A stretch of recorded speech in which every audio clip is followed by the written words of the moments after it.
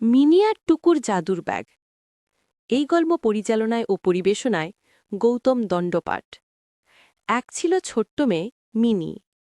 সে সবসময় আঁকিবুকি করত আর ভাবত, ইস, যদি আমার আঁকা জিনিসগুলো সত্যিই জীবন্ত হয়ে যেত।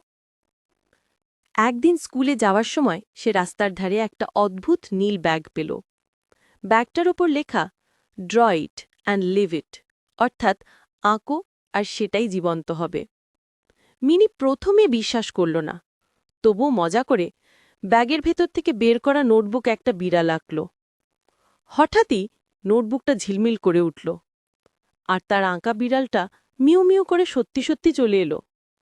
মিনি ভয় পেলেও পরে খুব খুশি হল। বিড়ালটির নাম দিল টুকু।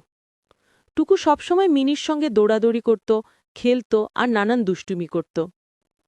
একদিন টুকু ভুল করে ব্যাগের উপর লাফ দিলে ব্যাগটা আবার ঝিলমিল করে উঠল।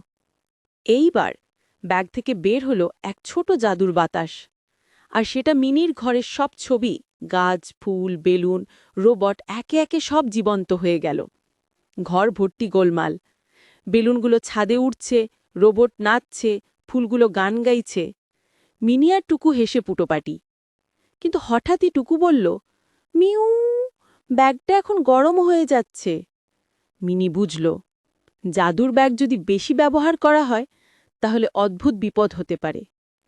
তাই মিনি ব্যাগটাকে আলতো করে ধরে বলল, ঠিক আছে, আজ থেকে তোমাকে শুধু ভালো কাজে ব্যবহার করব, বন্ধুদের সাহায্য করতে, সুন্দর কিছু বানাতে।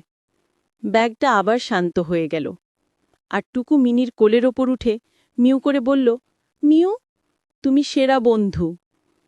প্রিয় বন্ধুরা, আপনাদের এই গল্প ভালো লাগলে পাশে থেকে আমাদের উৎসাহ দিন।